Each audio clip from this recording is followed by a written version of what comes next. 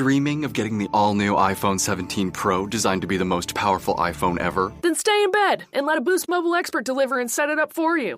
Oh, actually, they will have to get up and open the door. Oh, right. Delivery available for select devices purchased at boostmobile.com. Terms apply.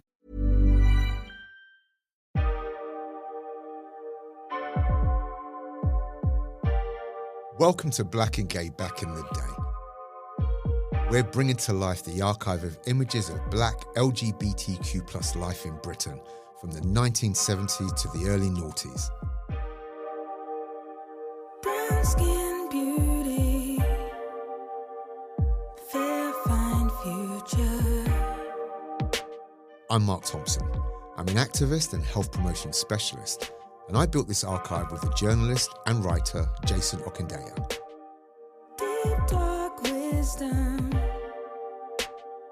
patient human. In this episode, we are looking at a photograph that takes us back to the buzzing club scene of the 90s.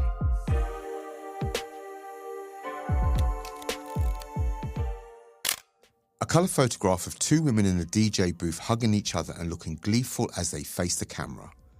There are records to the left of them and on the table in front. The woman on the left, who we know to be Marilyn Clarke, is smiling, wearing a pale blue vest and short hair. Her right hand rests on some records just next to a glass of red wine. The woman on the right, who we know to be Ayanna Bailey, has afro hair and her lips are pursed. She is wearing silver hoop earrings and a long-sleeve blue camo pattern top. Behind them is a purple wall. The photograph was taken by Parminder Sekon at the launch night of Precious Brown, a black queer women's club night at the Candy Bar in Soho in 1997.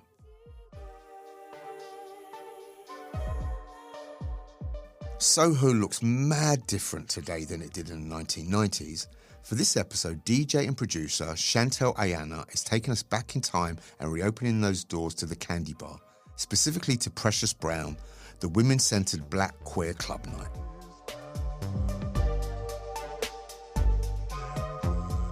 So I'm opening up this photo in front of me, this picture in front of me of Ayanna and Marilyn, and it's the launch night of Precious Brown at Candy Bar in 1997. I'm seeing smiling faces, I'm seeing vinyl, I'm seeing some camo, which I really like, headphones, so I feel like this is probably in the flow of the night maybe. Yeah, it's a wonderful photo, and it definitely brings that feeling of the glee that you feel when you've created something and that, you know, you're seeing something come to life and you're just enjoying yourself.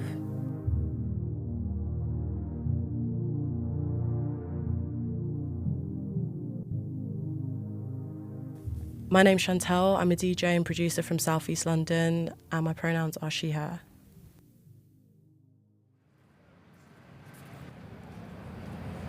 So right now, I'm about to go to 4 Carlisle Street to where Candy Bar was, and this picture would have been taken. And yeah, just have a look around at where this all would have been going on. This is Great Chapel Street, so we're turning onto Carlisle Street now. It's pretty tall buildings here, and yeah, it's got that proper Soho feeling, Soho Streets feeling. Little bit of bustle, and now we're coming up to number 8 Carlisle Street. So that's 8, 7, 6. So this one here must have been Candy Bar number 4, the end here. So number 4 Carlisle Street was Candy Bar, and it's now Vanity, which is a gentleman's club. Yeah, kind of strange. I remember actually when I was about 15, it was my first London Pride I tried to go to, and desperately wanted to go into Candy, but I was too young. The fact that it is now a gentleman's club versus a lesbian bar is, yeah, kind of like diametric opposites, I guess. But yeah, I think it says a lot about London and about the culture and how badly it's actually kind of been preserved in a way.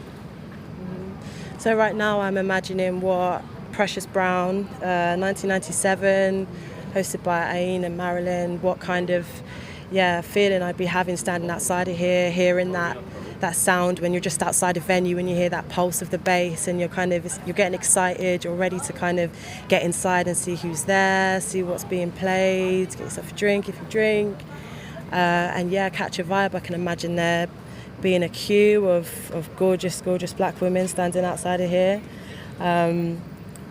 just that intensity of knowing that you're going to a space that is pretty rare actually in London, and especially in that time. So this is where it was all happening.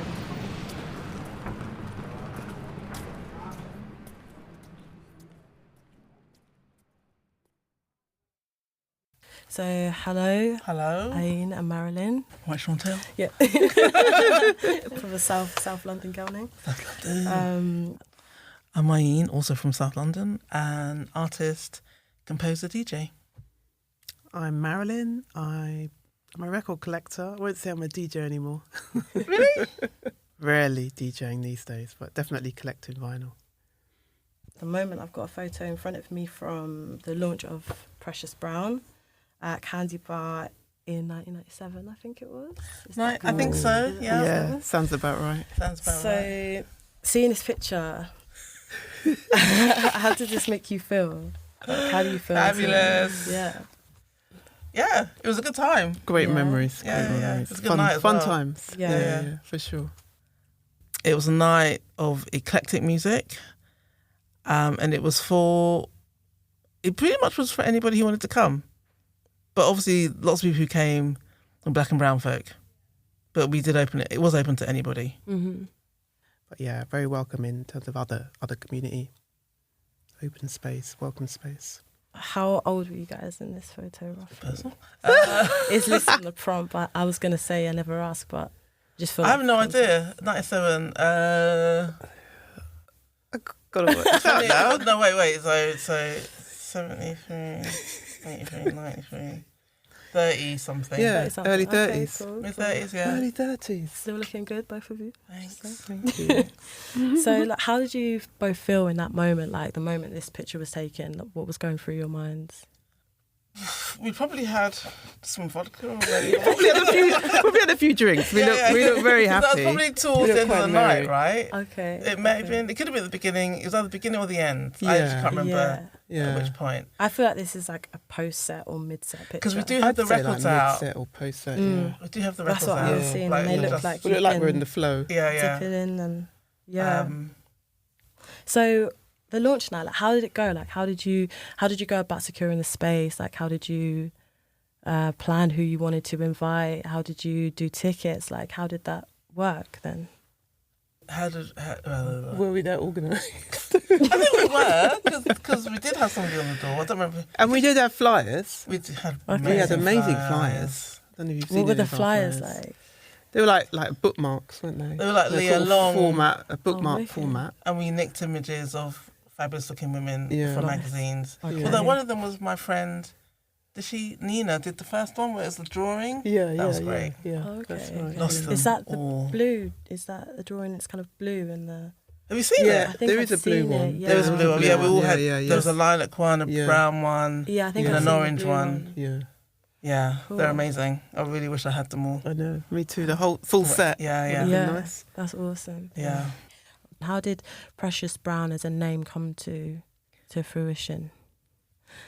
I want to know. I feel No recollection of it whatsoever. How did we come up with Precious Brown? Question. Yeah. because it feels like quite a seductive I know. name, We were kind of obviously we wanted a woman's. I think we were keen to have a woman's name, but I don't know how we then decided or agreed on Precious Brown. How we got to that. Because we didn't want it to be also, we called ourselves Two Black Girls Yeah. Cool. Presents, because Okay. which was a riff on, there was this other thing, Two Black Boys, and we thought, we'll just do that. It's like But I literally don't remember how we came. I think we wanted something just a bit, I would say odd even. So it wasn't like, I can't remember half the clubs on that time, Yeah. but it just sounded a bit different. Yeah. And also because of the imagery as well, Mm. I think it just tied in really nicely. I literally have no recollection of how we chose the name. I don't know. I can't remember. I mean, I know if you kind of look at it, you probably think, oh, you might have been influenced by black exploitation, but I don't think I that don't was think it was what a- we yeah. were kind of Yeah. looking at or even referencing as such. But we yeah. could have also just done a mashup of names. Yeah. Yeah. And that kind of... Do you feel like Precious Brown is a character, or is it just the name of the night, or is it like an ethos? Like, I think it was definitely an ethos. I think Yeah. you knew that if you came to our club, you were not going to you'd get everything. And you didn't know necessarily in what order or where it came from or who'd be spinning. Because also the way that we played, it was like 4 hours, 5 hours. So we'd alternate like an hour each. Oh, okay, yeah. So it wasn't just like, oh, you do the One warm up, person, and I'll do the headline Yeah, set. the main Which was also a really nice way of playing. Yeah. Because also I think also we maybe had also slightly different friends who had different tastes. Okay. Yeah. Where did those tastes vary across? Like, is there a spectrum of music that you kind of... I mean, I think now it's just... Well, I think I still don't like a lot of the music you buy, but, it's a whole thing. I'm still not getting pulled by love, but, that's... I never played any. Yeah, no. I would not get on the way with that one. But I think... I don't know. It's like music is so, it's so personal, isn't it? It's But I think, no, we didn't ever play anything and then the other person was like, you better get that off the decks. Okay. And also we were playing vinyl, which back in the day, and the Candy Bar, I have to say, God bless them, and Kim Lucas, I couldn't mix, and she used to let me practice on the decks. Okay. Which is... That's where I kind of started as well. Yeah. Okay. Candy Bar was cool. It was like, I mean, Kim Lucas, I don't know what she did now, but it was kind of revolutionary, I think, for its time, actually. Because obviously there had been, queer bars for women. But I think with that one, I think it felt like also there were, lots of other black nights there. Okay. Actually. Yeah. That's cool. I didn't even know that. Didn't know. Yeah, they had there was definitely R&B, with Kinky night. D, and... But there were a few. They let a few people do stuff there, which was really nice. And at that time, was that pretty rare, to be able to... She didn't charge us. No? No, we never had to play anything, did we? Yeah, so basically we made... They just took the bar, obviously. Yeah, and yeah. then we just Took the door. Took the door. Yeah, and nice. that was the arrangement.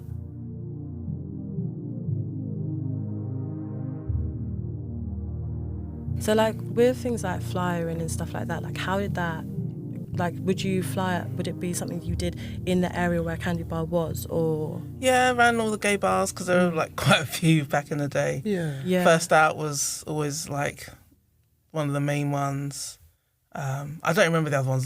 For me, it was First Out. First Out. What 'Cause I kind think- of vibe was that? Good, may it rest in peace. I don't want to dishonour its name. Of course. It was kind of I don't want to say mung beans, but it's kind of. But you know what I mean, though. It's kind of It was vegan before the vegan. It's vegans, yeah. It was really true, but it was a central point. Yeah, for sure. And I think if you like the Candy Bar was if you were coming to London from somewhere else, then there's a place you could go and find information. Yeah, And figure definitely out a where to gathering. next. Yeah. Yeah. Good spot at Pride as well, I think. Yeah. Actually. Oh yeah, for sure. Yeah. Was that in the centre of Soho, or... Was Yes, near Giles Tottenham Circus. Court, near Tottenham Court Road. Yeah. I think that whole building's gone now, isn't it? I think they might have made way for I think the extension. Yeah. Underground station. We were up It's there taken that earlier space. and we were taking a walk around and obviously I was probably out in Soho for maybe the last 10 years. I'm 29 now, but the landscape has changed so much. So many clubs that were there are just... Yeah. It's really Completely sanitised. gone. Yeah, It's really horrible. It's super commercial. Even when I used to go out 10 years ago, it wasn't insanely good, but it was better than what it is now, for sure. For sure. Yeah. Even the record shops have gone. Yeah. Quite loads of them. Yeah, it's Even GOY. yeah, I mean, GOY's Burger King of partying, really. Yeah, but it's still a place, though. It was still a place you could go Yeah, He was you could always get, there. Although I did remember going with some friends and being asked, you know, did we know it was a gay club? And they asked us if we were gay, and I was like, yeah, I'm practicing. But not as often as I'd like to.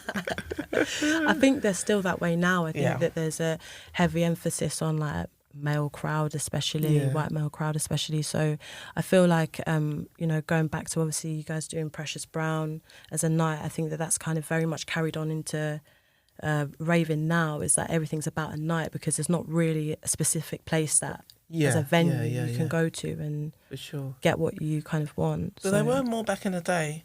I mean, there literally were. Like, I feel that like now, like having talking to some friends who run nights and stuff, it's more like it's an itinerant thing. So people don't have like a solid place. I mean, Candy Bar did like a whole host of nights. Yeah. There were loads. You know, even like down in Vauxhall, RBT, obviously. Yeah, I wanted to ask as well, like, you know, the importance that you hold for Black queer spaces, and especially Black queer spaces that are female or women focused. Like, how do you feel about them? How do you feel about their presence? And do you think that coming from like the inception of what you guys have created, I guess, like, do you feel that the baton's been passed? Do you feel that it's moving in the direction that you would have imagined?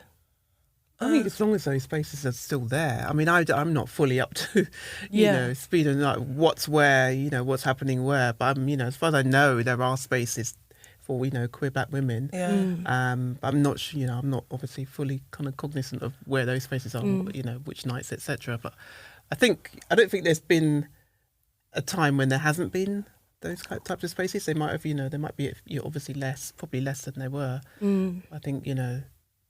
Yeah, I don't know how long they even last. I mean, I don't know. It takes a lot how of work. long did we last as couple of Brown? years. A couple of years, I think. If that. Yeah. Why did that happen? Do you feel that? I think also the people stopped coming. I It don't was know. a Sunday night as well. Sunday night. I You mean, know, Okay. it's like we were deadly. lucky to Yeah, get people down on a Sunday. Yeah, I feel that. Yeah, and it was early as And well. it was, we didn't. I mean, finished by 11, didn't we? Yeah, Okay. yeah. I think even 10:30. Yeah. It wasn't like we started about 4 or 5. Yeah, yeah. Oh, okay. Yeah, it was proper early. But I also think there's, I don't know, I mean, I think there are still Black queer spaces, but I think they're a bit more, so that they're not just women, they're trans as well. Of course, And yeah. it's just a bit more Encompassing. encompassing. 100%. Yeah, Which so is the- important. So the Yeah. clubs that I know that people go to, it's, you know, not accepting, but it's for a wider range of people, 100%. right? So in terms of queer Black women, I don't know that really is a thing. Okay. Queer Black, yeah, for Yeah. sure. Like, you know, Black Pride was Yeah, last yeah. weekend. Last weekend Like also, 25,000 yeah. people. Yeah, yeah, of course, yeah. I mean, there's obviously a need for Yeah, it. yeah, 100%. Do you know what I mean? 100%. So, yeah. Definitely. Going back to like the first night that you held Precious Brown, like how many people were in attendance? Like what sort of music were you playing? What were you drinking? What did it feel like? Was there a line outside the front door? Was it friends? Was it... There's a lot of friends. Yeah. I actually have photographs. Mainly friends. I think because also one of the reasons why we did the club was because other clubs weren't playing the music that we liked. I feel that. And the mix, the kind of eclectic mix. Yeah, I mean, of really music. eclectic. Yeah. Yeah. So it was house, Latin, African, Jazz, jazz, hip-hop. pop. Wow, Yeah. okay. It was across the board. It was everything. And that must have been pretty different to what else was playing in Soho, especially at the time. And still now. And still now, yeah. And still now. That's Yeah, But also on the yeah. gay scene particularly. Yeah. I mean, I Yeah, think, yeah. Yeah. because we used to rave elsewhere as well. But I think on the gay scene, there was not that kind of... Yeah, exactly. Although you did do the Lowdown. And that was... Lowrider. Yeah, yeah. Lowdown? That's another club. Lowrider. Yeah. So that was... That was to, you know, play all types of music, you know, Okay. to like a queer audience. Cool. Because that, yeah, like Ayanna was saying, was more, you know, if you're doing that house, you're doing techno, it was very kind of strict in terms of niche, styles yeah. of music. Whereas, like, you know, for us, we, you know, we're very eclectic. We Yeah. want to play everything all at once. That's the kind of same thing. thing I do. Yeah. that's So the it's same thing. about making spaces to do that, Yeah. queer spaces to do that. Yeah.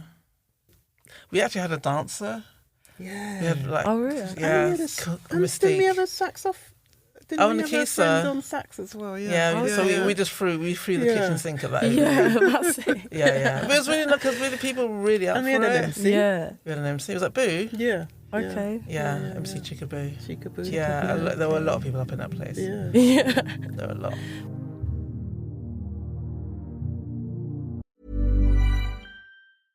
We all prefer things a certain way, like groceries. If you want groceries just how you like them, you gotta try Instacart. They have a new preference picker that lets you pick how ripe or unripe you want your bananas. Shoppers can see your preferences up front, helping guide their choices. Because when it comes to groceries, the details matter. Instacart. Get groceries just how you like. This episode is presented by Depop. We all have pieces in our closet that deserve a second life. That jacket you loved for a season, someone out there is literally searching for it. And that's why I love Depop. It's a fashion resale app where your personal taste actually has value. Selling is quick, simple, and genuinely worth it. You can list an item in just a few taps on Depop. Just snap a photo and their AI-powered listings fill in the details. Plus, make money easily with no selling fees on Depop. No seller fees means what you earn is yours. Even selling one item is a win. So if you've been thinking about clearing out your closet, this is your sign. Download the Depop app and list your first item today.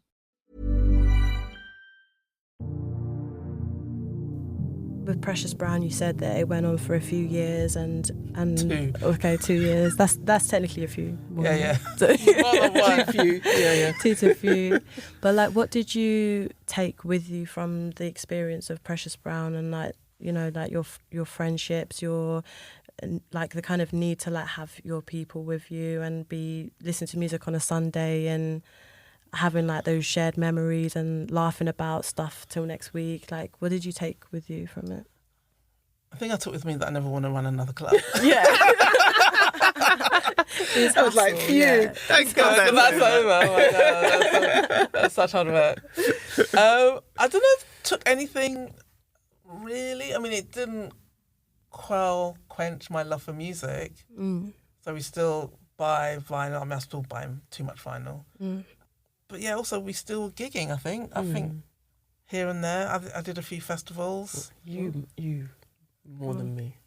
I'm Yeah. very rarely playing. Yeah, but I don't play often anymore. Yeah. But there was a time, and I was a resident at a night called Sunny Happy Day, which started, oh God, early 2000s? Yeah. Maybe. Yeah.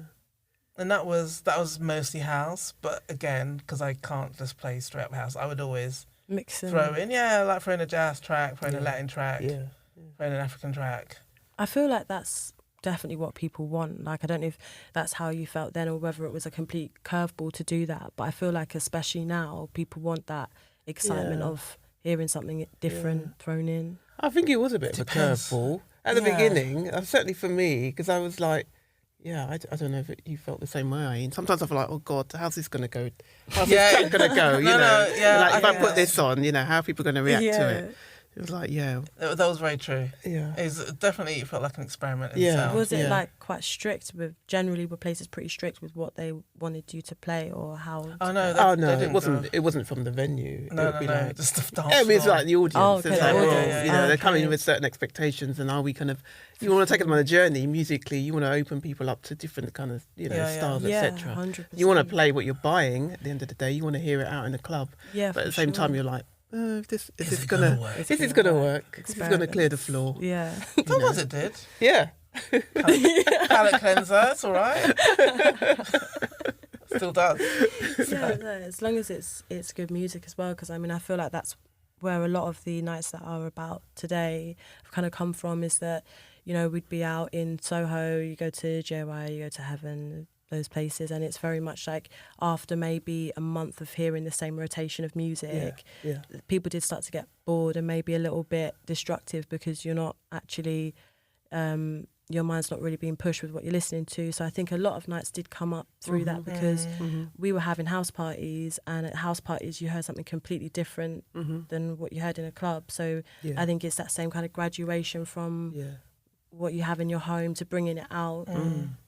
How do you feel about this kind of like archiving process, like me talking to you both and speaking about the night and progression and what it means, what spaces mean. Well, I love archiving. I have a friend who's an archivist, actually. It's so important. Yeah. So important. And they are really on me, like, actually there are a couple of friends who are like, you've got to archive your stuff, you've got to archive all the posters of your artworks and da-da-da-da. So yeah, it's really important. And I think sometimes when it comes to like doing new nights, people, I don't know, this compulsion, it's like to be the first. It's like, actually, you know, just not that long ago. Like when those people, when the London Lesbian Gay Centre, the new one, and it was announced, and everybody was like, but didn't that happen just a couple of years ago? Yeah. I feel that kind of that constant need for rebrand and just not recognising what's come before. Yeah, you know, there's a legacy. There is a legacy, and I don't understand why people just, you know, you can literally Google the London Lesbian Gay Centre. You can ask some people. You could go to like Bishopsgate Archive and say what's happened, what clubs have there been, because I'm sure they have, and I think they have a big repository of like club flyers and stuff. You know, so it's not hard to find it. If the attention is there. Yeah. And then we talk about like intergenerational conversations, which are important. Sometimes it feels a bit forced, but actually, you know, we're a community. Yeah, 100%. You know, I agree. and I think it's important to kind of recognise that we are. And although we all do different things, and it's great, I think there's a thread and there's a line that kind of connects us all. Yeah, I was saying that earlier. I think that there's an experience that even though there might be differences and tangents and different ways you come to where you are, there is a thread for sure, definitely. Yeah, like my background as well, apart from DJing, I'm a history graduate, so I looked at a lot of archiving as well, and history from below, they call it, where we can use things as photos or music or poetry as like sources. So I think it's super important that we're here and we do this. Yeah, because we're recording, you know, what's happening through different mediums. It's not just like, 100%. One medium. It's across the board. And we're not only just recording history for it to be in a book about a battle of who won and who lost. It's now it's like history that's actually for a different audience than that stuffy sort of that sort of way of looking at things. So yeah.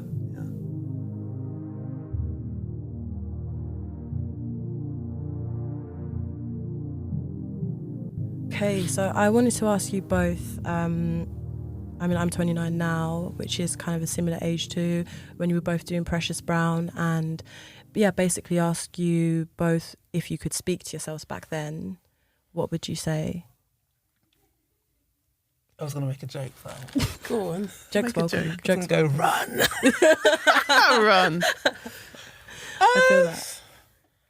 I don't know. I just feel like it was just... Don't panic would be my thing, probably. Enjoy it. Just enjoy it. Have fun, you know. It wasn't like we were like, had a journey in mind. Yeah. We just wanted to like seize the moment and do something, you know. It was all very grassroots. Yeah. So I just feel like, just if you've got an idea, go and do it. Find somewhere doing it. And also talk to people, because you'll probably find someone who probably will do it with you. Okay, yeah. Find your community. Find your community. That's what I always say. Yeah. Hear to that.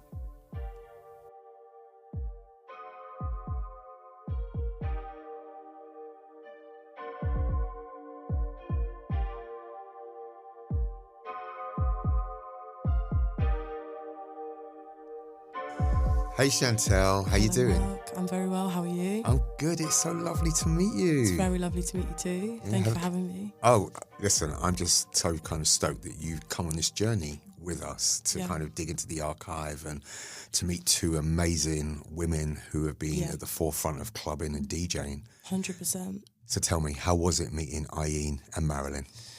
Well, it was an experience. It was a reflective experience for me, especially because I feel like with music, it's something that, you know, is quite integral to your life, to your growing up. It's not something you really think about. You don't really think about your relationship with it as often as maybe we should. So being able to speak to them both and then thinking about what music means to me, what music means to them, what music means to our community was an important checkpoint, I think, for me at this point. So, yeah.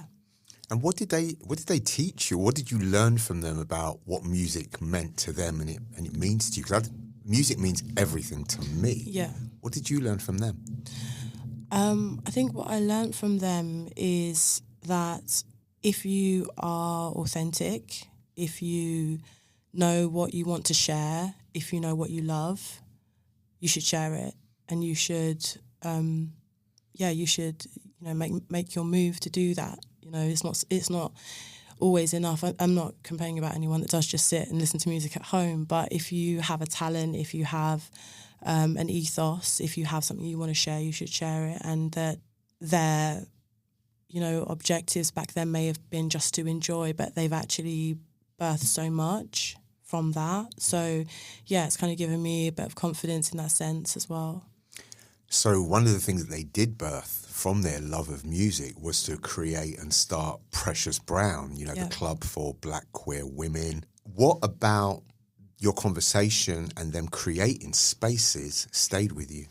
What stayed with me is the importance of family, the importance of shared experience, the importance of valuing each other, and the space to value each other, and the space to come together and not only enjoy sound, but also it become a soundtrack for experience, for our stories, for our love. Many of the things that happen in a night or at a club or at an event, it's a social thing.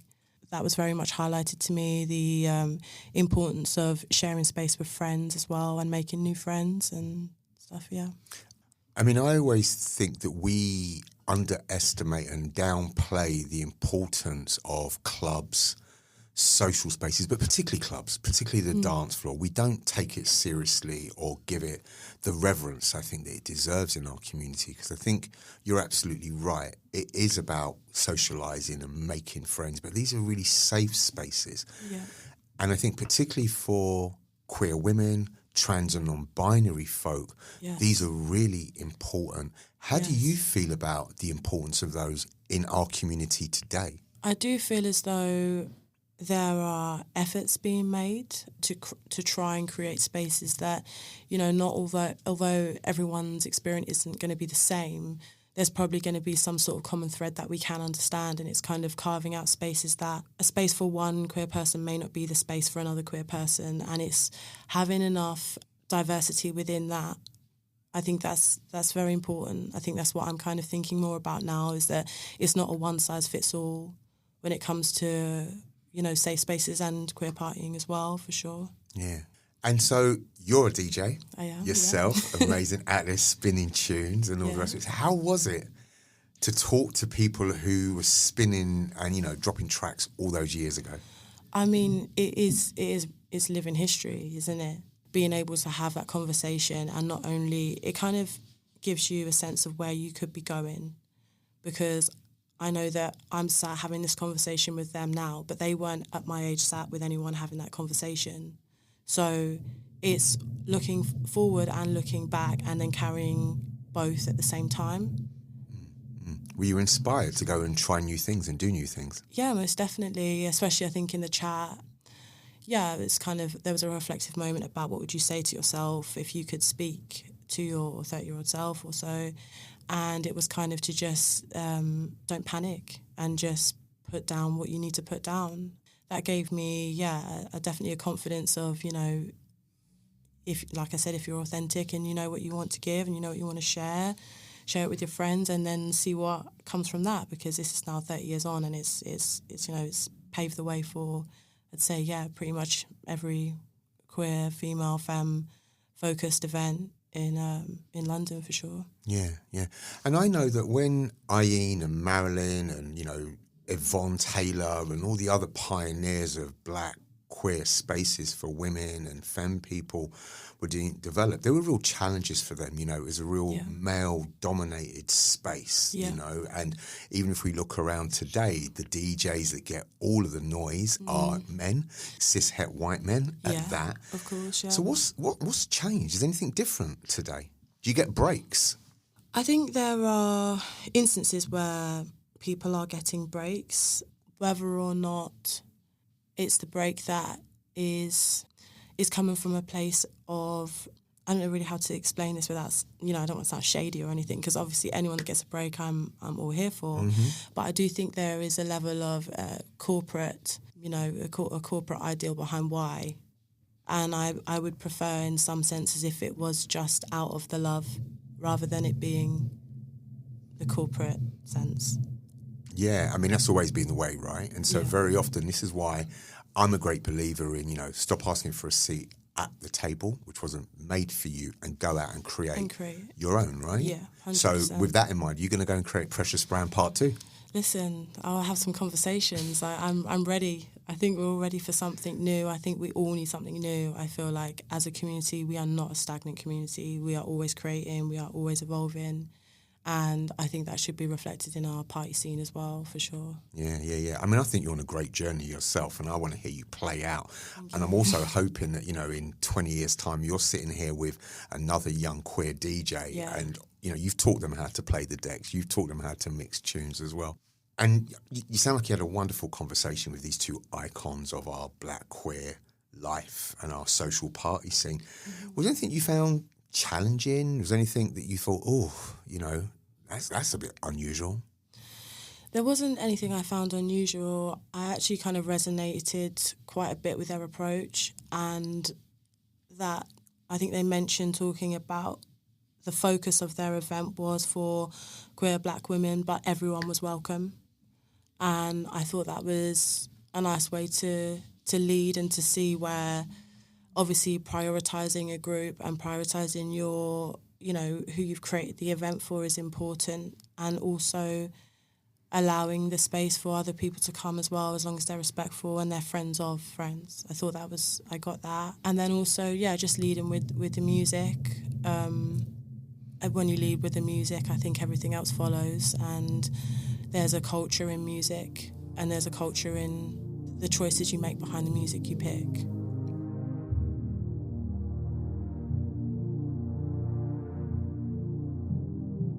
Yeah, so the day after I spoke to Ayanna Marilyn, I was actually out at an event I was playing at, and someone came over to me and spoke to me quite frankly about how my work DJing had influenced their life and influenced their approach to events and to partying and to feeling safe and to coming somewhere and not feeling aggravated or stressed because they knew they were coming to hear something that felt like it was for them. And that was super important to me to hear that. It's a beautiful thing.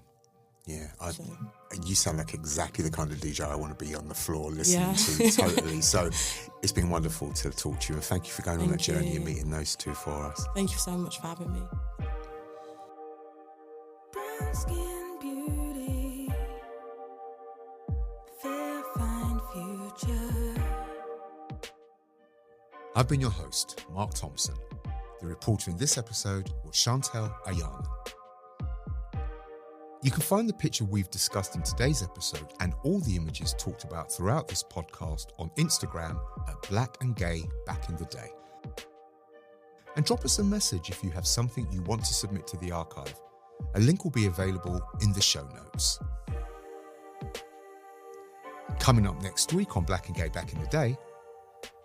And then my sister came along and just took that picture, and I think it kind of epitomises the point in my life where I thought, there's life, there's potential, to be happy out there.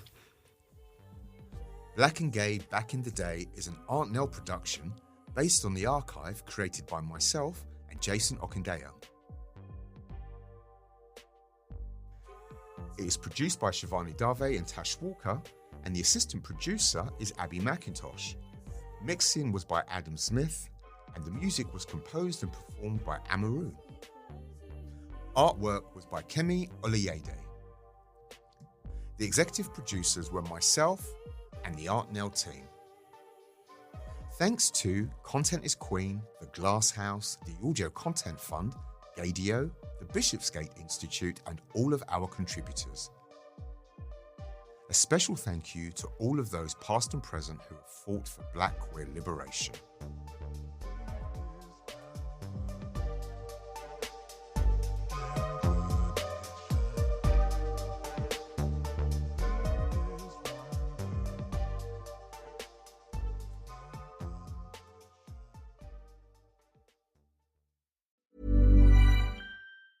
Here's how to stay alive longer so you can enjoy Boost Mobile's unlimited plan with a price that never goes up. Do not mistake a wasp nest for a piñata.